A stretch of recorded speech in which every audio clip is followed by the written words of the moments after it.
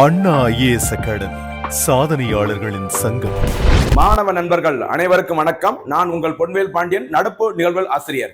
இன்றைய தினம் நவம்பர் 16ஆம் தேதிக்குரிய நடப்பு செய்திகளை TNPSC புதிய பாடத்திட்டத்தின்படி பல்வேறு தலைப்புகளை நம்ம வழங்கிட்டு இருக்கோம். தொடர்ந்து பாருங்க. சப்ஜெக்ட், கரண்ட் அஃபேர்ஸ், ஸ்ட்ராட்டஜிக்கு எல்லாத்தையும் லிங்க் பண்ணி ஒவ்வொரு நாளும் ஒரு நல்ல ஒரு எஃபோர்ட் போட்டு உங்களுக்காக தொகுத்து வழங்கிட்டு இருக்கோம். அதனால மாணவ நண்பர்களே தொடர்ந்து பாருங்க.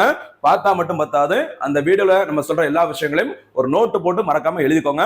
போனஸ் கேள்விகள், இறுதியாக கேட்கிற சூப்பர் 6 கேள்விகள் எல்லாத்துக்குமே சிறப்பான முறையில பதில் சொல்லிட்டு வாங்க. கண்டிப்பாக போட்டித் தேர்வுகளில் நம்ம ஜெயிப்பது உறுதி. ஆரம்பிக்கலாமா?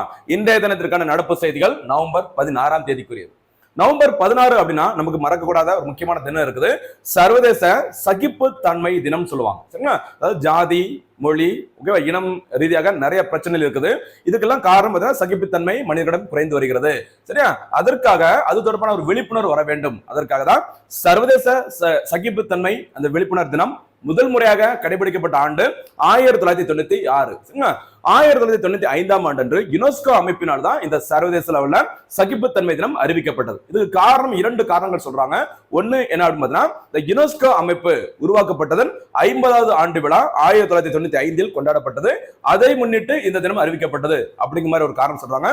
இன்னொரு காரணம் என்ன அப்படின்னு சொல்லி பார்த்தீங்கன்னா, நம்முடைய தேச தந்தை மகாத்மா காந்தி அவர்களின் 125வது பிறந்த நாள் பிறந்த ஆண்டு 1994ஆம் ஆண்டில் கொண்டாடப்பட்டது. அதை முன்னிட்டு 95இல் அறிவிக்கப்பட்டு முதல் முறையாக சர்வதேச சகிப்புத்தன்மை தினம் கொண்டாடப்பட்ட வருஷம் 1996. இந்த தேதியில நவம்பர் 16ஆம் தேதி மறக்க கூடாது. சரியாமா?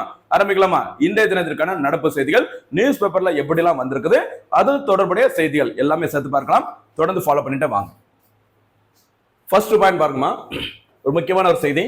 தூய்மை பணியாளர்களுக்கு இலவச உணவு திட்டம். சரியா? இந்த COVID-19, சரி, அந்த COVID-19 ஊரடங்கு காலத்துல நம்ம எல்லாரும் பயந்து வீட்டுல ஒளிஞ்சு உட்கார்ந்துட்டு இருக்கும்போது, சரியா, நமக்கு சிறப்பான பணிகளை ஆற்றுகிற மருத்துவர்கள், செவிலியர்கள், இவங்களுக்கு அடுத்து ரொம்ப முக்கியமான ஒரு பங்களிப்பு யாருக்கு இருக்கு அப்படின்னு பாத்தீங்கன்னா தூய்மை பணியாளர்கள். சரிங்களா? அவங்கள கௌரவப்படுத்துற மாதிரி தமிழ்நாடு அரசானது ஒரு நல்ல திட்டத்தை தொடங்கி இருக்கிறாங்க. என்னன்னு பாத்தீங்கன்னா, 3 வேளையும், ஒரு நாளுக்கு காலை, மதியம், இரவு, அந்த 3 வேளையும் இலவச உணவு வழங்கும் திட்டத்தை தொடங்கி இருக்கிறாங்க தமிழ்நாடு அரசு. என்னன்னு பார்க்கலாமா? பாருங்க. இந்த தூய்மை பணியாளர்களுக்கான இலவச உணவு திட்டமானது தொடங்கப்பட்ட நாள் நவம்பர் 15, 2025. சரியா? நவம்பர் 15 என்ன பார்த்து ஞாபகம் இருக்கா? நவம்பர் 15ஆம் தேதி ரொம்ப முக்கியமானது. ஜன்ஜாதிய கௌரவ் திவாஸ், பழங்குடியினர் கௌரவ தினம், பிர்சா முண்டா அவர்களின் பிறந்த நாள். நவம்பர் 15, 2023 அன்று என்ன திட்டம் தொடங்கப்பட்டது? PM ஜன்மான் திட்டம் தொடங்கப்பட்டது. இப்படி நிறைய விஷயங்களை கடந்த பதிவு நம்ம பார்த்துருந்தோம், மறக்க கூடாது. சரியாமா? சரி, இந்த நவம்பர் 15, 2025 அன்று தூய்மை பணியாளர்களுக்கான இலவச உணவு திட்டம் தொடங்கி வைக்கப்பட்ட இடம் சென்னை கலைவாணர் அரங்கம். சரி, சென்னை கலைவாணர் அரங்கத்துல நடைபெற்ற நிகழ்ச்சியின் போது தமிழக முதலமைச்சர் MK ஸ்டாலின் அவர்கள் கலந்து கொண்டு இந்த திட்டத்தினை தொடங்கி வச்சிருக்கிறாங்க. சரிங்களா? சரி, இந்த திட்டம் பாருங்க, திட்டம் தொடங்கி வைக்கப்பட்ட நாள் நவம்பர் 15. நவம்பர் 16ஆம் தேதி முதல் சென்னையில் தூய்மை பணியாளர்கள் பணிபுரியும் இடங்களிலேயே நேரடியாக சென்று உணவு வழங்கும் வகையில் இந்த திட்டம் தொடங்கி வைக்கப்பட்டுள்ளது. திட்டம் தொடங்கி வைக்கப்பட்ட நாள் நவம்பர் 15. அதற்கான அந்த உணவுப் பொருட்கள், சரி, அந்த உணவு முதல் முறை வழங்கப்பட்ட நாள் நவம்பர் 16. எங்க வேலை செய்யறாங்களோ அந்த வேலை செய்யற இடத்துக்கு, தூய்மை பணியாளர்கள் வேலை செய்யற இடத்துக்கு அவங்களை தேடி சென்று அதற்கான ஒரு சிறப்பு வாகனம் ஒன்று இருக்குது. அந்த வாகனத்தின் வழியாக இந்த உணவுகள் வழங்கப்படுகிறது. எப்போ? நவம்பர் 16ஆம் தேதியில் எங்கு தொடங்கப்பட்டுள்ளது? சென்னையில், சென்னை மாநகராட்சியில தொடங்கி இருக்கிறாங்க. தொடர்ந்து பாருங்க. டிசம்பர் 6ஆம் தேதி முதல் தமிழகம் முழுவதும் உள்ள மாநகராட்சி மற்றும் நகராட்சி பகுதிகளுக்கும் இந்த உணவு வழங்கும் திட்டம் விரிவாக்கம் செய்யப்பட உள்ளது. முதற்கட்டமா சென்னை மாநகராட்சியில தொடங்கி இருக்கிறாங்க. நவம்பர் 15ஆம் தேதி அறிவிக்கப்பட்டு நவம்பர் 16ல தொடங்கி இருக்கிறாங்க. டிசம்பர் 6ஆம் தேதி முதல் இந்த திட்டத்தின் மூலமாக தமிழ்நாட்டின் அனைத்து மாநகராட்சி மற்றும் நகராட்சி பகுதிகளுக்கும் இந்த தூய்மை பணியாளர்களுக்கு இலவச உணவு வழங்கும் திட்டம் விரிவாக்கம் செய்யப்படும் அப்படிங்கிற மாதிரி அறிவிச்சிருக்கிறாங்க. சரி, இந்த 3 வேளையும் என்னென்ன உணவுகள் வழங்கப்படுகிறது அப்படின்னு சொல்லி பார்த்தீங்கன்னா, சரியா, மார்னிங் அண்ட் ஈவினிங், சரி, காலை மற்றும் மாலை டைம்ல பார்த்தீங்கன்னா இட்லி, வடை, சாம்பார், அடுத்து பொங்கல், சாம்பார், கிச்சடி, சாம்பார் எனவும், மதியம் டைம்ல லஞ்ச் டைம்ல கலவை சாதம், சரிங்களா, இந்த கூட்டாஞ்சோறு அந்த மாதிரி சொல்லுவாங்களா, அந்த கலவை சாதம் மற்றும் காய்கறி வகைகளும் விநியோகிக்கப்பட உள்ளது இந்த திட்டத்தின் மூலம். கவனமா இருங்க, ரொம்ப ரொம்ப முக்கியமானது. இதே மாதிரி வேற ஏதாவது ஞாபகம் வருதா நமக்கு?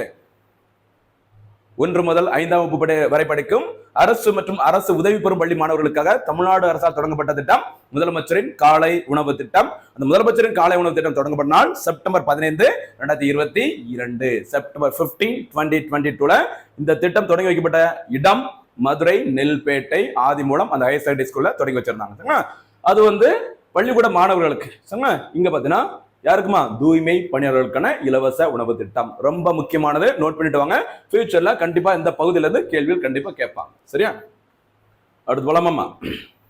அடுத்து என்ன ஒரு முக்கியமான செய்தி, இது அப்பப்போ நியூஸ்ல வந்துட்டே இருக்குது பாருங்க. ஒரு அறிவியல் தொழில்நுட்பம் தொடர்புடைய ஒரு செய்தி. இந்தியாவின் முதல் புல்லட் ரயில் சேவை. சரியா? India first bullet train. ஓகேவா? நம்ம நிறைய வாட்டி பார்த்திருக்கோம், நம்ம வீடியோ தொடர்ந்து பார்க்குறவங்களுக்கு கண்டிப்பா புரியும். இந்தியாவின் முதல் புல்லட் ரயில் திட்டம் மும்பை மற்றும் அகமதாபாத் இடையிலான ஒரு வழித்தடமாகும். சரிங்களா? அதாவது அதிவேக ரயில்கள் 320 350 கிலோமீட்டர் வேகத்துல மணிக்கு 1 மணி நேரத்திற்கு 320 முதல் 350 கிலோமீட்டர் வேகத்தில் பயணிக்கக்கூடியது புல்லட் ரயில் சொல்லுவாங்க. அந்த இந்தியாவில் முதல் முறையாக இந்த புல்லட் ரயில் சேவையானது இந்த 2 நகரங்களுக்கு இடையே இயக்கப்பட உள்ளது. மும்பை, அதாவது மகாராஷ்டிரா மாநிலம், அடுத்து குஜராத்தில் அகமதாபாத் ஆகிய 2 நகரங்களையும் இணைக்க போகுது அப்படின்னு சொல்லியிருக்காங்க. சரிங்களா? இந்த திட்டத்திற்கான அடிக்கல் எப்போ நாட்டப்பட்டது அப்படின்னா 2017ஆம் ஆண்டில் 16 அறிவிச்சிருப்பாங்க. 2017 அடிக்கல் நாட்டப்பட்டது. இந்த 2 நகரங்களையும் இணைக்கும் மொத்த அந்த டிஸ்டன்ஸ், சரி, தூரம் எத்தனை கிலோமீட்டர் அப்படின்னு பார்த்தீங்கன்னா 508 கிலோமீட்டர். சரிங்களா? இந்த மொத்த 508 கிலோமீட்டர் தூர பாதையில 85%, சரி, 85% அல்லது 465 கிலோமீட்டர் பாலங்களை கொண்டதாகும். சரிங்களா? மொத்த அந்த தூரம் 508 கிலோமீட்டர், அதுல 85% அல்லது 465 கிலோமீட்டர் பார்த்தீங்கன்னா பாலங்கள், சரி, பிரிட்ஜ் இருக்கும் அப்படின்னு சொல்லியிருக்காங்க. சரிங்களா?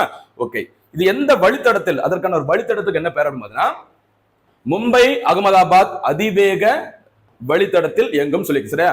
மும்பை அகமதாபாத் ஹை ஸ்பீட் ரயில் அப்படிங்கிற பேர்ல MAHSR அப்படிங்கிற வழித்தடத்தில் இந்த ரயிலானது இயக்கப்படும் அப்படிங்கிற மாதிரி அறிவிச்சிருக்கிறாங்க. சரிங்களா? ரொம்ப முக்கியமான செய்திமா. அடுத்த 2-3 வருஷத்துக்கு கரண்ட் அஃபேர்ஸா இருக்கும். 2-3 வருஷம்ல 2033 34 வரைக்கும் இது கரண்ட் அஃபேர்ஸா தான் இருக்கும். கவனமா இருக்கும். சரியா? ஓகே, இந்த MAHSR திட்டம், சரியா, மும்பை அகமதாபாத் ஹை ஸ்பீட் ரயில் திட்டம் என்பது குஜராத், மகாராஷ்டிரா மற்றும் தாத்ரா நாகர் ஹவேலி, நடுவில் வருது பாருங்க, தாத்ரா நாகர் ஹவேலி அந்த பகுதிகள் வழியாக செல்லும் சொல்லிக்கிறாங்க. சரியா? மும்பை, சரிங்களா, அகமதாபாத், அதாவது குஜராத் மகாராஷ்டிரா இருக்குது, நடுவுல முக்கியமான ஒரு யூனியன் பிரதேசம் வருது, எதுமா தாத்ரா நாகர் ஹவேலி வழியாக இந்த ரயில் இயக்கப்படும் அப்படின்னு சொல்லிக்கிறாங்க. இந்த திட்டம், இந்த ரயிலானது 2026ஆம் ஆண்டில் செயல்படுத்தப்படும் சொல்லியிருக்கிறாங்க. ஆனா அதுக்கு வாய்ப்பே கிடையாது அப்படிங்கிற மாதிரி நிறைய வல்லுநர்கள் சொல்லியிருக்கிறாங்க. ஏன்னா கிட்டத்தட்ட ஒரு 50% கூட இதற்கான பணிகள் முடியல. அப்படி இருக்கும்போது எப்படி 2026ல இந்த இந்தியா முதல் புல்லட் ரயில் சேவை இயக்கப்படும் அப்படின்னு சொல்லியிருக்கிறாங்க. 2033ஆம் ஆண்டில் இதற்கான பணிகள் முழுமையாக நிறைவடையும். அதுக்கு பிறகுதான் புல்லட் ரயில் சேவை இயக்கப்படும் அப்படிங்கிற மாதிரி சொல்லியிருக்கிறாங்க. பார்க்கலாம் என்ன நடக்குது அப்படின்னு சொல்லிட்டு.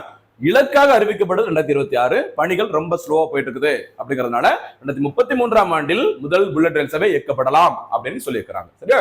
ஓகே, அடுத்து பாருங்க, யாருடைய உதவி, என்ன டெக்னாலஜி, எத்தனை ரயில் நிலையங்களை கடக்கும் இந்த புல்லட் ரயில் சேவை அப்படின்னு பாருங்க.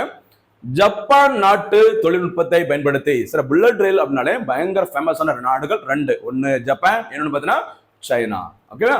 பாருங்க, ஜப்பான் நாட்டு தொழில்நுட்பத்தை பயன்படுத்தி 508 கிலோமீட்டர் தொலைவிலான மும்பை அகமதாபாத் புல்லட் ரயில் தடத்தில் 12 ரயில் நிலையங்களில், எத்தனை ரயில் நிலையங்கள்ல 12 ரயில் நிலையங்களில் 8 நிலையங்கள் குஜராத்திலும் 4 ரயில் நிலையங்கள் மகாராஷ்டிராவிலும் இருக்கும் சொல்லியிருக்கிறாங்க. மொத்தம் இந்த 2 பகுதியிலும் இணைக்கிற அந்த டிஸ்டன்ஸ்ல பார்த்தீங்கன்னா மொத்தம் 12 ரயில் நிலையங்கள் இருக்குது. அதுல 8 ரயில் நிலையங்கள் குஜராத்ல இருக்கும், 4 ரயில்வே ஸ்டேஷன் மட்டும் எங்க இருக்குமா மகாராஷ்டிராவில் இருக்கும் சொல்லியிருக்கிறாங்க. சரிங்களா? இந்த ரயில்களானது மணிக்கு 320 முதல் 350 கிலோமீட்டர் வேகத்தில் பயணம் செய்யக்கூடியது அப்படின்னு சொல்லியிருக்கிறாங்க. இந்த 508 கிலோமீட்டர் தூரத்தை, மும்பை அகமதாபாத் இடையிலான 508 கிலோமீட்டர் தூரத்தினை 2 மணி 7 நிமிடங்களில் ஈஸியா கடந்துரும் சொல்லிக்கிறாங்க. 2 மணி நேரத்துல ஒரு மூவி, சரி, ஒரு மூவி முடியறதுக்குள்ள இந்த பகுதிகளை புல்லட் ரயில் சேவை ஈஸியா கடந்துவிடும் அப்படின்னு சொல்லிக்கிறாங்க. சரியாமா? சரி, திட்டத்தின் பங்குதாரர்கள் யாரோட சப்போர்ட்ல இந்த திட்டம் செயல்படுத்தப்படுகிறது அப்படின்னு பார்த்தீங்கன்னா கண்டிப்பாக இந்திய ரயில்வே, அடுத்து நேஷனல் ஹை ஸ்பீட் ரயில் கார்பரேஷன், நேஷனல் ஹை ஸ்பீட் ரயில் கார்பரேஷன் என்று அழைக்கப்படும் NHSRC மற்றும் ஜப்பான் சர்வதேச கூட்டுறவு முகமை என்று அழைக்கப்படும் ஜிகா. ஜிகா நிறைய இடங்களை வரும், கவனமா இருங்க. அப்ப மும்பை அகமதாபாத் அந்த புல்லட் ரயில் சேவைக்கு நிதி வழங்கும் ஒரு சர்வதேச அமைப்பு, என்ன அமைப்பு? ஜிகா நிறுவனம். கவனமா இருங்க. சரியா? சென்னை மெட்ரோ ரயிலின் 2ஆம் கட்ட திட்டம், அதுக்கு நிதி வழங்குவதும் ஜிகா. மதுரை தோப்பூர்ல எய்ம்ஸ் மருத்துவமனை உருவாக்கப்பட்டு வருகிறது, அதற்கு நிதி வழங்கும் சர்வதேச முகமை ஜிகா. அந்த பஸ்ல மும்பை அகமதாபாத் புல்லட் ரயில் சேவைக்கும் யாருமா நிதி கொடுக்குறாங்க? ஜிகா நிறுவனம், மறக்கக்கூடாது. சரி, இதுல என்ன தொழில்நுட்பம் பயன்படுத்தப்படுகிறது அப்படின்னு சொல்லி பாருங்க. ஜப்பான்ல புகழ்பெற்ற இந்த புல்லட் ரயில், அதற்கான தொழில்நுட்பத்தின் பெயர் என்ன சொல்லுவாங்கன்னா ஷிங்கன்ஷன். என்ன பேர் சொல்லுவாங்க? ஷிங்கன்ஷன் புல்லட் ரயில் தொழில்நுட்பம் பயன்படுத்தப்படுகிறது. இது ஜப்பானிய நிறுவனங்களிடமிருந்து பெறப்படும். இதற்கு ஜப்பான் அரசாங்கம் சுமார் $17 பில்லியன் கடன் வழங்கியுள்ளது. அப்ப பாத்துக்கோங்க, ஜப்பானின் அந்த நிறுவனங்களிடம் தான் அந்த டெக்னாலஜி வாங்க போறாங்க. அதுக்கு என்ன பேர் சொல்றாங்க? அந்த தொழில்நுட்பத்திற்கு பேரு ஷிங்கன்ஷன் புல்லட் ரயில் தொழில்நுட்பம். இதற்காக ஜப்பான் கவர்மெண்ட் ஆனது ரூபாய் கிட்டத்தட்ட $17 பில்லியன் மதிப்பிலான இந்த கடன் உதவியை வழங்கி இருக்கிறாங்க. சரிங்களா? ஜிகா நிறுவனம், மும்பை அகமதாபாத் 508 கிலோமீட்டர், மறக்கக்கூடாது. சரியா? ஓகே. அடுத்து முக்கியமான ஒரு செய்தி, இன்னைக்கு நியூஸ் பேப்பர்ல வந்த ஒரு செய்தி, அதாவது மெட்ராஸ் உயர்நீதிமன்றங்கள் இன்னும் ஒரு சில நீதிமன்றங்கள்ல பெண் நீதிபதியின் எண்ணிக்கை அதிகரிக்க போகுது. அது தொடர்பாக சில தகவல்கள் சொல்லியிருந்தாங்க. நம்ம மெட்ராஸ் உயர்நீதிமன்றம்னா என்ன அப்படிங்கிறத கொஞ்சம் டீட்டெயிலா பார்த்துக்கலாம். சப்ஜெக்ட் ஓரியன்டா. சரியா? இந்தியன் பாலிட்டில இருக்கிற கேட்கக்கூடிய ஒரு முக்கியமான ஒரு ஏரியா பாருங்க. மெட்ராஸ் உயர்நீதிமன்றம், மெட்ராஸ் ஹைகோர்ட் அப்படிங்கிறது உருவாக்கப்பட்ட நாள், முறைப்படி உருவாக்கப்பட்ட நாள் ஆகஸ்ட் 15, 1862. அதுக்கு என்ன பின்னணிங்கிற பாருங்க. இந்த டேட்ல கன்ஃபியூஸ் ஆகக்கூடாது. 1862 ஜூன் 26, இன்னைக்கு ஜூன் 26 அன்று விக்டோரியா மகாராணி அவர்களால் வழங்கப்பட்ட காப்புரிமை கடிதங்கள் மூலம் மெட்ராஸ், சரி, பம்பாய், அலகாபாத், கல்கத்தா ஆகிய 4 பிரசிடென்சி நகரங்களில் நிறுவப்பட்டது. ஞாபகம், ஸ்டார்டிங்ல சில முக்கியமான உயர்நீதிமன்றங்கள் எப்போ ஜூன் 26, 1862 அன்று விக்டோரியா மகாராணி அவர்களால் வழங்கப்பட்ட காப்புரிமை கடிதங்கள் மூலம் உருவாக்கலாம் அப்படிங்கிற மாதிரி சொல்லியிருக்கிறாங்க.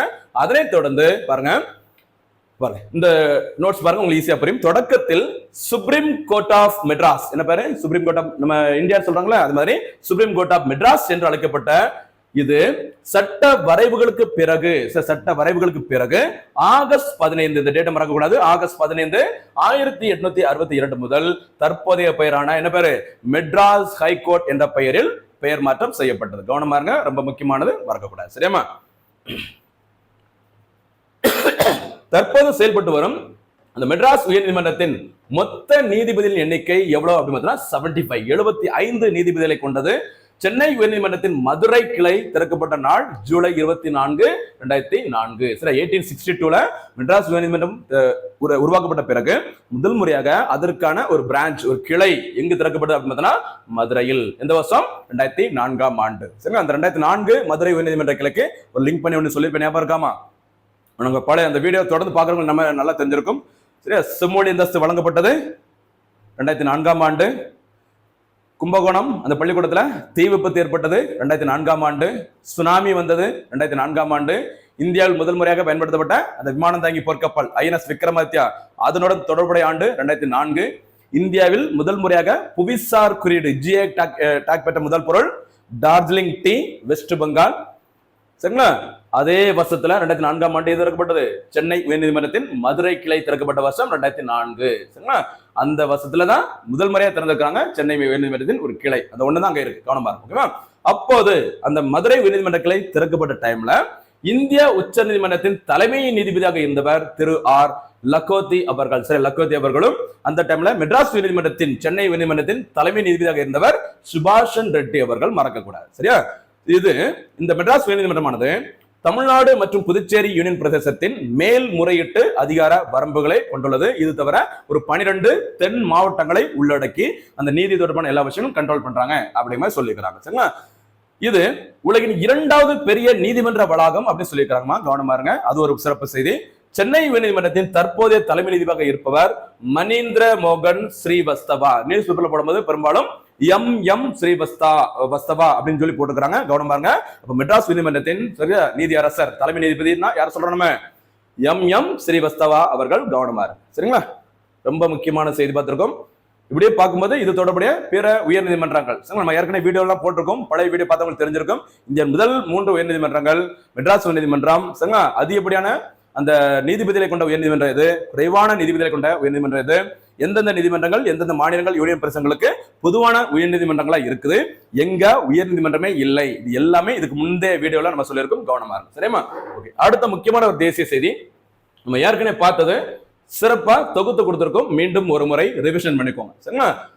150 ஆண்டுகள் நிறைவு மற்றும் கொண்டாட்டம். சரிங்களா? 2025ஆம் ஆண்டு இப்ப போயிட்டு இருக்குது. இன்னும் 1 மந்த்ல கிட்டத்தட்ட முடிய போகுது. இந்த 2025ஆம் ஆண்டில் எந்தெந்த சம்பவங்கள், எந்தெந்த அமைப்புகள் யாரெல்லாம் 150 ஆண்டுகளை கிராஸ் பண்றாங்க.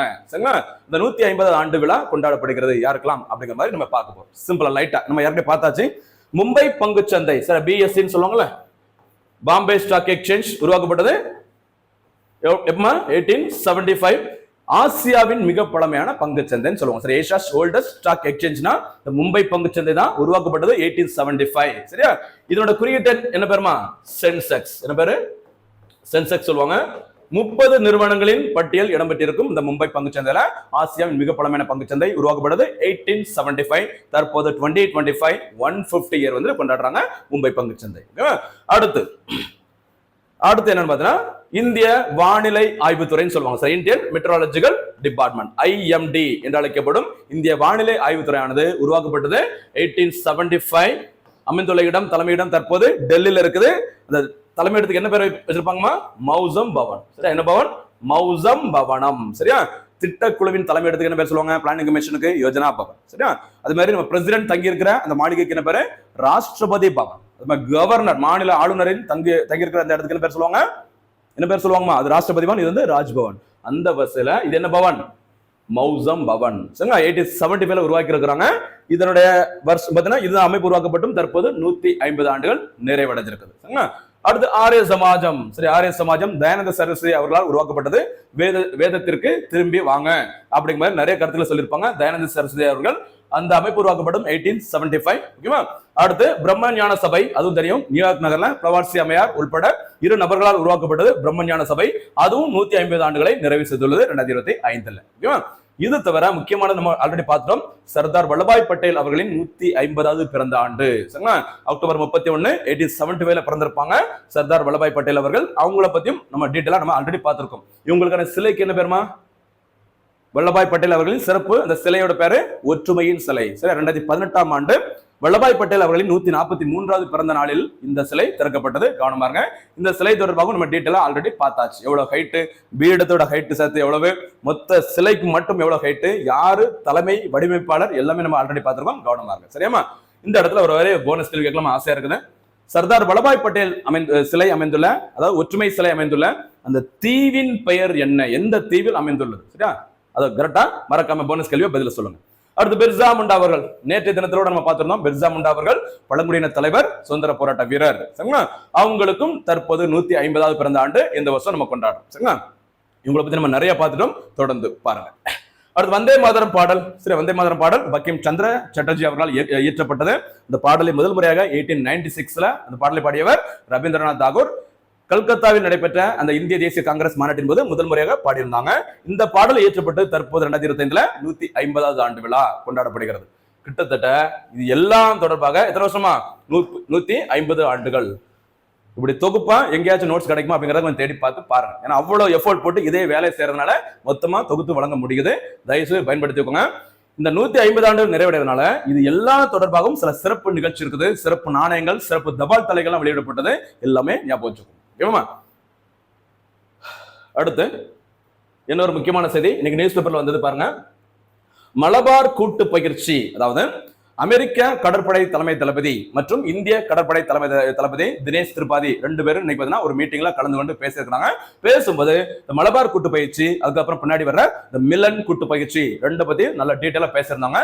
அதனால அதை பத்தி நம்ம என்னன்னு சொல்லி பார்க்கலாம். பாருங்க, மலபார் கூட்டு பயிற்சி. மலபார், ஓகேவா? மலபார் கூட்டு பயிற்சி என்பது இந்தியா, ஓகேவா, அடுத்து அமெரிக்கா, ஜப்பான் மற்றும் ஆஸ்திரேலியா ஆகிய 4 நாடுகளின் கடற்படைகள் இணைந்து மேற்கொள்ளும் ஒரு வருடாந்திர கடற்படை பயிற்சி. யாரெல்லாமா? அமெரிக்கா, அப்படியே இந்த எட்ஜில் இருக்கிற உலக உருண்டை பார்க்கும்போது கொஞ்சம் உருண்டை கேவலமா தான் இருக்கு. உலக உருண்டை பார்க்கும்போது அமெரிக்கா இந்த எட்ஜில் இருக்கும், இந்த எட்ஜில் ஜப்பான், இந்த எட்ஜில் கீழே இருக்குது ஆஸ்திரேலியா, அப்படியே நம்ம இந்தியா. ஓகேவா? இப்படி ஞாபகம் வச்சுக்கோங்க. ஓகேவா? இந்த 4 நாடுகள் இந்தியா, அமெரிக்கா, ஜப்பான், ஆஸ்திரேலியா ஆகிய 4 நாடுகள் இணைந்து மேற்கொள்ளும் ஒரு கூட்டு கடற்படை பயிற்சிக்கு என்ன பேருமா? மலபார் கூட்டு பயிற்சி. கவனமா இருங்க. இதில் பங்கேற்கும் 4 நாடுகளுக்கும் பொதுவான ஒரு பெயருக்கு என்ன சொல்லுவாங்கன்னா குவாட் அப்படின்னு சொல்லுவாங்க. சரியா? குவாட். குவாட் அமைப்புனா நாற்கர கூட்டமைப்புன்னு சொல்லுவாங்க. 4 நாடுகளை கொண்ட கூட்டமைப்பு நாற்கர கூட்டமைப்பு. இந்த குவாட் அமைப்பில் இந்தியா இடம்பெற்றுள்ள குவாட் அமைப்புல யாரெல்லாம் இருக்காங்க அப்படி கூட கேட்கலாம். இந்தியா, அமெரிக்கா, ஜப்பான் மற்றும் ஆஸ்திரேலியா ஆகிய 4 நாடுகளை கொண்ட இந்த குவாட் நாடுகளுக்கு இடையே நடைபெறும் பயிற்சி தானே பேரு மலபார் கூட்டு பயிற்சி. இந்த பயிற்சி ஃபர்ஸ்ட் யாருக்கும் இடையே தொடங்கப்பட்டது அப்படின்னா 1992ல, சரி, 1992 சரியா, இந்தியா மற்றும் அமெரிக்கா 2 நாடுகளுக்கும் இடையே தான் இருதரப்பு பயிற்சியாக தொடங்கப்பட்டது. அதுக்கப்புறம் ஜப்பான் எப்ப சேர்ந்தாங்க, ஆஸ்திரேலியா எப்போ இதுல இணைஞ்சாங்க அப்படிங்கறத இப்ப நம்ம பார்க்கலாம். சரிங்களா? 1992 என்ன ஞாபகம் வரணும்? நிறைய வாட்டி பார்த்திருக்கோம். தேசிய மகளிர் ஆணையம், தேசிய பங்கு சந்தை, சரியா, நேஷனல் ஸ்டாக் எக்ஸ்சேஞ்ச் 1992. இப்படி நிறைய இருக்குது, கவனம் பாருங்க. தமிழ்நாட்டுல முதலமைச்சரின் பெண் குழந்தைகள் பாதுகாப்பு திட்டம், அதே மாதிரி தொட்டில் குழந்தை திட்டம் எல்லாமே இந்த வருஷம் 1992. வாய்ப்பு கிடைக்கும் போது ரிவிஷன் பண்ணுங்கம்மா. ஒரு டேட்டு, ஒரு வருஷம், ஒரு இடம், கிட்டத்தட்ட அதே மாதிரி இருக்கிற ஒரு பேரு எது வந்தாலும் இது மாதிரி வேற என்ன பார்த்திருக்கோம், இதே டேட்ல, இதே வருஷத்துல, இதே இடத்துல வேற என்ன பார்த்திருக்கோம், சரிங்களா? அப்படின்னு ஞாபகப்படுத்திட்டீங்க அப்படின்னா, உங்களுக்கு ஞாபகம் வந்துருச்சு அப்படின்னா லைஃப்ல எப்பவுமே மறக்காது. அதுக்கு தான் வாய்ப்பு கிடைக்கும் போது லிங்க் பண்ணி நம்ம போயிட்டே இருக்கும். தொடர்ந்து ஃபாலோ பண்ணுங்க, சரியாமா? அப்ப 92ல இந்தியா மற்றும் அமெரிக்கா இணைந்து உருவாக்கிய அந்த கூட்டு பயிற்சிக்கு தான் பேரு மலபார் கூட்டு பயிற்சி. அதனைத் தொடர்ந்து 2015ஆம் ஆண்டு முதல் ஜப்பான் இதனுடைய நிரந்தர உறுப்பினராக உருவானது. 2020 முதல் இந்த பயிற்சியில யாரா இருக்கிறாங்க, ஆஸ்திரேலியாவும் இணைந்து வருகிறாங்க. ஓகேவா? இது நீர்மூழ்கி எதிர்ப்பு, மேற்பரப்பு போர் மற்றும் வான் பாதுகாப்பு போன்ற பல்வேறு பயிற்சிகளை உள்ளடக்கியது இந்த மலபார் கூட்டு பயிற்சி. மலபார் கூட்டு பயிற்சி 2025. சரி, அப்ப கடைசியாக இந்த மலபார் கூட்டு பயிற்சி எங்கு நடைபெற்றது 2025ஆம் ஆண்டில் அப்படி பாத்தீங்கன்னா மேற்கு பசிபிக் பகுதியில், சரியா, மேற்கு பசிபிக் பகுதியில் உள்ள குவாம் கடற்கரை. எந்த கடற்கரை? குவாம் என்ற இடத்தில் உள்ள அந்த கடற்கரைக்கு அருகே அக்டோபர் 28 முதல் நவம்பர் 8ஆம் தேதி வரை நடைபெற்றது இந்த மலபார் கூட்டு பயிற்சி. மறக்க கூடாது, மலபார் கூட்டு பயிற்சி குவாட் என்று அழைக்கப்படும் 4 நாடுகளை கொண்ட அந்த கூட்டமைப்பு இருக்காங்களா, அவங்களுக்கு இடையே நடைபெறும் அந்த பயிற்சிக்கு தானே பேரு மலபார் கூட்டு பயிற்சி. கவனம் பாருங்க. அடுத்ததாக ஏற்கனவே சொன்ன மாதிரி மலபார் மாதிரி வேற இன்னொன்னு இருக்குமா, முக்கியமானது மிலன் கூட்டு பயிற்சி. சரியா? மிலன் என்பது ஓகேவா, இந்திய கடற்படையால் நடத்தப்படும் ஒரு பலதரப்பு கூட்டு கடற்படை. சரியா? 5 நாடுகள், 10, 15, 40 நாடுகள் வரைக்கும் கிட்டத்தட்ட கலந்துக்கிறாங்க இந்த கூட்டு கடற்படை பயிற்சி. அதுக்கு வச்ச பொதுவான பேரு மிலன். மிலன் அப்படின்னு வெளிநாட்டு பேர், இத்தாலி பக்கம் போயிடக்கூடாது, சரிங்களா? மிலன் என்பது இந்திய கடற்படையால் நடத்தப்படும் ஒரு பலதரப்பு, பல நாடுகள் கலந்து கொள்ளும் ஒரு கூட்டு கடற்படை பயிற்சி. சரிங்களா? இந்த மிலன் கூட்டு பயிற்சியானது முதல் முறையாக 1995இல் நடைபெற்றது. மலபார் முதல் முறை நடத்தப்பட்டது 1992ல. இங்க நம்ம பார்க்கிறது மிலன் கூட்டு பயிற்சி 1995ல. ஓகேவா? இந்திய கடற்படை தவிர இந்தோனேஷியா, சிங்கப்பூர், இலங்கை, தாய்லாந்து ஆகிய நாடுகளின் கடற்படைகள் தொடக்க பதிப்பில் பங்கேற்றன. நம்மளோட அண்டை நாடுகள், கடற்கரைகளை கொண்ட அண்டை நாடுகள் தான் இந்த பயிற்சியில ஸ்டார்டிங்ல தொடங்கி வந்திருக்காங்க. இந்த பயிற்சியில இந்த வருஷம் 1995 அந்த டைம்ல. அதுக்கப்புறம் பாருங்க, மிலன் 2024 இதான் கடைசியாக நடைபெற்றது. 2024ஆம் ஆண்டில் இந்த மிலன் பயிற்சி பிப்ரவரி 19 முதல் பிப்ரவரி 27ஆம் தேதி 2024 அந்த டைம்ல எங்க நடைபெற்றதுமா பின்னாடி பாருங்க, விசாகப்பட்டினத்தில் நடைபெற்றது. கவனம் பாருங்க, கடைசியா நடைபெற்றது விசாகப்பட்டினத்துல மிலன் பயிற்சி. மறக்க கூடாது. அப்ப மிலன் பயிற்சி, மலபார் பயிற்சி ரெண்டுமே என்ன பயிற்சி? கூட்டு கடற்படை பயிற்சி. கவனம் பாருங்க, மலபார்ல 4 நாடுகள் இருக்கும். இந்த மிலன்ல இந்திய கடற்படையால் நடத்தப்படுகிறது. பல நாடுகள் அதுல கலந்துப்பாங்க. சரியாமா? ஓகே. அடுத்து முக்கிய நபர்கள். இன்னைக்கு நியூஸ் பேப்பர்ல நல்ல போட்டோட ஒரு அம்மையார் வந்திருக்கிறாங்க. யார் அப்படின்னு சொல்லி பாருங்க. இந்த மாதிரி ஒரு கொஸ்டின் அப்பப்போ எக்ஸாம்ல கேட்பாங்க. பாருங்க, சாலு மரத திம்மக்கா. சரியா? திம்மக்கா அந்த பெயர் கண்டிப்பா கேள்விப்பட்டு நினைக்கிறேன். சரிங்களா? சுற்றுச்சூழல் ஆர்வலர். சரியா? சுற்றுச்சூழல் ஆர்வலர் சமீபத்தில் தன்னுடைய 114 வயதில் வயது முதிர்வு காரணமாக காலமாயிருக்கிறாங்க. சரிங்களா? சரி, என்ன சாதனை அப்படிங்கிறத பாருங்க. இந்த திம்மக்கா அவர்கள் கர்நாடகா மாநிலம் துமக்கூரு மாவட்டம் குப்பியை அடுத்துள்ள குணிகளை சேர்ந்தவர். இது எல்லாம் ஏன் கொடுத்தாங்க அப்படின்னா, ஒருவேளை அந்த இடத்தை கொடுத்து கூட கேட்கலாம். சரிங்களா? அடுத்து கர்நாடக மாநிலம் முழுவதும், எந்த மாநிலம்? கர்நாடக மாநிலம் முழுவதும் பயணம் செய்து லட்சக்கணக்கான மரங்களை நட்டார். சரியா? தன்னுடைய கணவருடன் இணைந்து, அதாவது திருமணத்துக்கு அப்புறம் அவங்களுக்கு குழந்தை இல்லை அப்படிங்கிற மாதிரி நியூஸ் பேப்பர்ல போட்டிருந்தாங்க. அதனால அதெல்லாம் ஒண்ணும் இல்லை, அதை பத்தி ஒரி பண்ணிக்காம மக்களுக்கு ஏதாச்சும் சேவை செய்யலாம் அப்படின்னு சொல்லிட்டு கர்நாடகா மாநிலம் முழுவதும் லட்சக்கணக்கான மரங்களை நட்டி சாதனை படைத்தவர் தான் நம்முடைய திம்மக்கா அம்மையார் அவர்கள். சரிங்களா? இப்படி லட்சக்கணக்கான மரங்களை நட்டினதுனால அவங்களுக்கு அந்த பகுதி மக்கள் எப்படி அழைப்பாங்க அப்படின்னா, மரங்களின் தாய் என்று அழைக்கப்படும் நபர். சரியா? இப்படிதான் அவங்களுக்கு இந்த விருதுகள், பத்மஸ்ரீ விருது மத்திய அரசு 2019 கொடுத்தாங்க. அந்த டைம்ல மரங்களின் தாய் திம்மக்கா அவர்களுக்கு பத்மஸ்ரீ விருது வழங்கப்படுகிறது. அப்படிதான் பேப்பர்ல போட்டிருந்தாங்க. இப்ப அவங்க இறந்திருக்கிறதுனால அவங்கள பத்தி ஞாபகப்படுத்திக்கோங்க. சரிங்களா? அடுத்து இவரது சேவைக்காக மரங்களின் தாய் திமுக அவர்களின் சேவைக்காக கர்நாடக அரசின் ராஜ்யோத்சவ விருது மற்றும் இந்திய அரசின் பத்மஸ்ரீ விருது 2019ஆம் ஆண்டில் வழங்கப்பட்டது. இது தவிர நேஷனல் சிட்டிசன்ஸ் அவார்டு அந்த விருதானது 1995ல வழங்கியிருக்கிறாங்க. 114 வயசு எப்படி இருக்க முடியும்னு சொல்லி பார்த்துக்கோங்க. சரிங்களா? அடுத்ததாக ஒரு திட்டம், ஒரு சூப்பரான திட்டம். சரியா? அப்டேட் பண்ணி இன்னைக்கு ஒரு நியூஸ் வந்தது, அதனால நம்ம அந்த திட்டத்தை பத்தி நம்ம ஃபுல்லா பார்க்கலாம். பாருங்க, ஆதித்யா L1. சரி, ஆதித்யா L1 அப்படிங்கிறது சூரியனை ஆய்வு செய்வதற்காக இஸ்ரோவினால் அனுப்பப்பட்ட ஒரு விண்கலத்தின் பெயர் தான் ஆதித்யா L1 விண்கலம். சூரியனை ஆராய்ச்சி செய்வதற்காக அனுப்பப்பட்ட ஒரு விண்கலம். செலுத்தப்பட்ட இடம் எங்கன்னு பார்த்தீங்கன்னா ஸ்ரீஹரிகோட்டா ஏவுதளம். ஸ்ரீஹரிகோட்டால இருக்க அந்த ஏவுதளத்துக்கு என்ன பேருமா? சதீஷ் தவான் விண்வெளி ஏவுதளம் சொல்லுவாங்க. செலுத்தப்பட்ட நாள் செப்டம்பர் 2, 2023. இஸ்ரோவின் ஒரு சாதனை மிக்க ஆண்டு அப்படின்னா எந்த வருஷத்தை சொல்லலாம் அப்படின்னு 2023 சொல்லலாம். 2023ல சந்திரயான் 3 வெற்றிகரமா அனுப்பப்பட்டது, ஆதித்யா L1 வெற்றிகரமா அனுப்பப்பட்டது, மறக்க கூடாது. அப்புறம் இன்னொரு 23 இருக்குது, அது ஆகஸ்ட் 23. ஆகஸ்ட் 23 2020 சொல்ல பார்க்கலாம். ஆகஸ்ட் 23 2023 என்ன சாதனை? சரிங்களா? ஆகஸ்ட் 23ஆம் தேதி, சரியா, 2023ஆம் ஆண்டு சந்திரயான் 3 நிலாவின் தென்பகுதியில் வெற்றிகரமாக தரையிறங்கிய நாள். ஓகேவா? அந்த இடத்துக்கு என்ன பேருமா? மறுபடியும் கேட்கிறேன், சொல்ல பார்க்கலாம். சந்திரயான் 3 நிலாவின் தென்பகுதியில் வெற்றிகரமாக தரையிறங்கிய இடத்திற்கு வைக்கப்பட்ட பெயர் என்ன? நிறைய வாட்டி கேட்டாச்சு. அதுல ஒரு சில பேர் சந்திரயான் 2ல இந்த சந்திரயான் 2 விக்ரம் லேண்டர் அந்த சிக்னலை இழந்து தம்முனு கீழே விழுந்த இடத்துக்கு என்ன பேரோ அந்த பேர் தான் அப்படி வச்சிருந்தாங்க. அதனால மறுபடியும் இன்னொரு சான்ஸ் தரேன். சந்திரயான் 2 மற்றும் சந்திரயான் 3 இந்த 2 விண்கலங்களும் நிலாவிற்கு அனுப்பப்படும் பொழுது அந்த அல்லது விழுந்த இடம் அல்லது மெதுவாக மென்மையான தரையிறக்கம் மேற்கொண்ட அந்த இடத்திற்கு என்ன பெயர் வைக்கப்பட்டது? சரி, சந்திரயான் 2 நிலாவில் தரையிறங்கிய இடத்துக்கு என்ன பேரு? சந்திரயான் 3 நிலாவில் தரையிறங்கிய இடத்திற்கு என்ன பேரு? இன்னைக்கு மறுபடியும் போனஸ் கேள்வியில கரெக்டா சொல்லுங்க பார்க்கலாம். சில பேர் மாத்தி மாத்தி சொல்லிருந்தீங்க, ஞாபகம் இருக்குன்னு நினைக்கிறேன். இன்னைக்கு கரெக்டா சொல்லுங்க. சரியா? ஓகே. இந்த ஆதித்யா L1 சரி செப்டம்பர் 2, 2023 அனுப்பப்பட்டதுல அதற்கு பயன்படுத்தப்பட்ட விண்கலத்தின் பெயர், சரி, ராக்கெட்டின் பெயர் என்னன்னு பார்த்தீங்கன்னா PSLV C57. இதுவும் கேட்கலாம். சரிங்களா? என்னடா இது 2023 உள்ளது என்ன கேட்பாங்களா? இப்போ நம்ம BSLV C61 தாண்டி போயிட்டு இருக்கோம். இதெல்லாம் கேட்பாங்களா நினைக்கலாம். கண்டிப்பா கேட்பாங்க. சரியா? BSLV C57, 58, 59, 60, 61 மேட்ச் ஃபாலோவிங்ல கேட்கலாம். ஏன்னா என்னொன்னு இது முக்கியமானது. சூரியனை ஆய்வு செய்வதற்கு இஸ்ரோ அனுப்பிய முதல் திட்டம் ஆதித்யா L1 திட்டம். அதுக்கு பயன்படுத்தப்பட்ட ராக்கெட் மறக்க கூடாது PSLV C57. அடுத்து பாருங்க, 15 லட்சம் 15 லட்சம் கிலோமீட்டர் தொலைவை 4 மாதங்கள் பயணித்து சரியா புவி விசையில் இருந்து விலகி சூரியனுக்கும் பூமிக்கும் இடையிலான ஈர்ப்பு விசை சம அளவில் காணப்படும் என்ன பாயிண்ட்? லாக்ராஞ்சியன் 1 புள்ளி வட்டப்பாதையில். அதான் அந்த L1 என்ன சொல்லுவாங்க? லாக்ராஞ்சியன் பாயிண்ட் சொல்லுவாங்க. இந்த லாக்ராஞ்சியன் 1 புள்ளி வட்டப்பாதையில் ஆதித்யா L1 விண்கலம் நிலை நிறுத்தப்பட்டது. ரொம்ப முக்கியமானது, உங்களுக்கு தெரிய வேண்டியது ஆதித்யா L1 அனுப்பப்பட்ட நாள் தெரியணும், அதுக்கு பயன்படுத்தப்பட்ட ராக்கெட்டின் பெயர் தெரிய வேண்டும். கவனமாக, ரொம்ப ரொம்ப முக்கியமானது. சரியாமா? பூமிக்கும் நிலவுக்கும் இடையிலான தொலைவை விட 4 மடங்கு தொலைவில் இந்த லாக்ராஞ்சியன் 1 புள்ளி அமைந்துள்ளது. சரிங்களா? இதான் கொடுத்துருங்க, பாத்துக்கோமா. ஸ்பெல்லிங் கூட படிச்சுங்க, ரொம்ப முக்கியமானது. சரிங்களா? சூரியனை ஆய்வு செய்ய அமெரிக்கா இதுவரை 13 விண்கலங்களை அனுப்பியுள்ளது. நம்ம இப்பதான் முதல் முறை அனுப்புறோம் சூரியனை ஆய்வு செய்வதற்கு. சரிங்களா? அமெரிக்கா அதாவது நாசா எத்தனை விண்கலங்களை அனுப்பியிருக்கிறாங்க? 13. முதல் முறையாக சூரியனை ஆராய்ச்சி செய்யும் ஆதித்யா L1 விண்கலத்தில் 7 ஆராய்ச்சி கருவிகள் பொருத்தப்பட்டுள்ளது. ஓகேவா? அதாவது சந்திரயான் 3ல விக்ரம் லேண்டர் பிரக்யான் ரோவர் தலா 3 கருவிகள் அனுப்பப்பட்டது சந்திரயான் 3ல. அதே மாதிரி இந்த ஆதித்யா L1ல மொத்தம் எத்தனை ஆய்வு கருவிகள் அனுப்பப்பட்டது?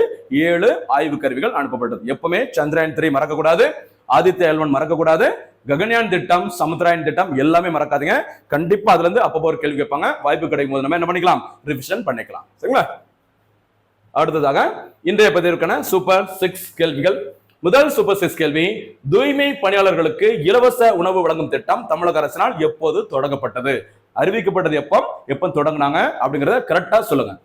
இரண்டாவது சூப்பர் 6 கேள்வி, முதலமைச்சரின் காலை உணவு திட்டம் எப்போது தொடங்கப்பட்டது? நீங்க தப்பு பண்ணிடக்கூடாது அப்படிங்கறத 2 கேள்வியும் சேர்த்துக்கிட்டு இருக்கிறேன், கவனமா பதில் சொல்லுங்க. அடுத்து மூன்றாவது சூப்பர் 6 கேள்வி, இந்தியாவின் முதல் புல்லட் ரயில் சேவை எந்த 2 நகரங்களுக்கு இடையே இயக்கப்பட உள்ளது? முடிஞ்சா அதற்கு நிதி வழங்கும் சர்வதேச அமைப்பின் பெயர் என்ன அப்படிங்கறத மறக்காம பதில் சொல்லுங்க. போனஸ் கேள்வியா. நான்காவது கேள்வி, மெட்ராஸ் உயர்நீதிமன்றத்தின் மதுரை கிளை எப்போது திறக்கப்பட்டது? ஐந்தாவது சூப்பர் 6 கேள்வி, மலபார் கூட்டு பயிற்சியில் பங்கேற்கும் நாடுகள் எவை? அந்த அமைப்பின் பெயர் என்ன அப்படிங்கறதையும் பதில சொல்லுங்க. 6வது கேள்வி, ஆதித்யா L1 விண்கலம் எப்போது வெற்றிகரமாக அனுப்பப்பட்டது? இதான் இதுக்கான சூப்பர் கேள்விகள். நடுவில் போனஸ் கேள்விகள், நிறைய லிங்க் பண்ணி நிறைய விஷயங்கள் பார்த்திருக்கோம். தொடர்ந்து ஃபாலோ பண்ணிட்டு வாங்க. எல்லா அந்த நோட்ஸையும் மறக்காம ஒரு நோட்டு போட்டு எழுதிட்டு வாங்க. வரும் எந்த போட்டித் தேர்வு தான் சரி, நம்ம ஈஸியா ஒரு நல்ல ஸ்கோர் வாங்கி அரசு பணியில் சேர்வது உறுதி. மீண்டும் சந்திக்கலாம். நன்றி, வணக்கம்.